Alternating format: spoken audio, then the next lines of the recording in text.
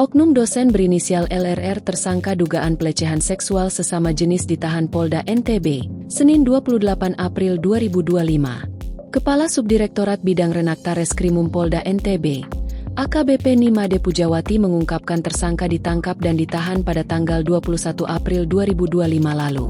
Ia juga menambahkan, tersangka disangkakan dengan pasal 6C atau pasal 6A ditambah pasal 15E dengan unsur pemberatan. Lebih lanjut, Pujawati mengatakan berkas perkara tersangka akan dilimpahkan ke kejaksaan.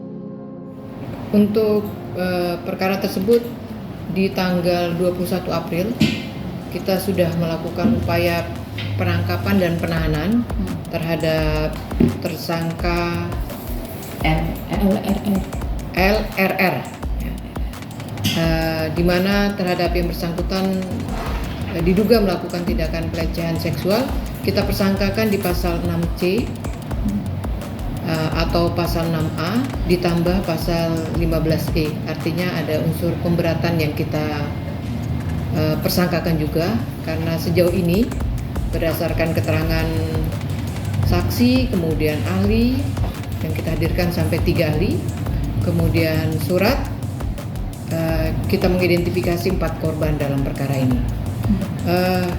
Di tanggal 21 kita sudah melakukan penangkapan dan penahanan, dan hari ini kami usahakan untuk melakukan tahap pertama, yaitu pelimpahan berkas perkara ke kejaksaan. Mudah-mudahan bisa dituntaskan oleh unit yang dipimpin oleh Bu B. Dewi untuk kita limpahkan berkas perkaranya.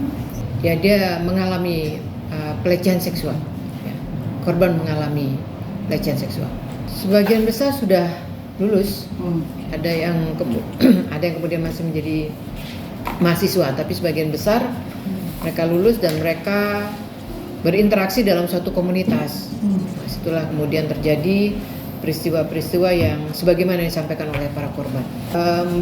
Tempat mereka untuk berdiskusi, untuk sharing, kemudian saling bantu, mengarah kepada untuk peningkatan dunia usaha ya, komunitas tersebut, bagaimana mereka menjalani bisnis usaha, itu mereka saling share, saling dukung di sana. Di sanalah kemudian mereka ada yang saling kenal, kemudian di sanalah sampai ada suatu peristiwa yang kita duga sebagai peristiwa sebagaimana dilaporkan oleh salah satu korban.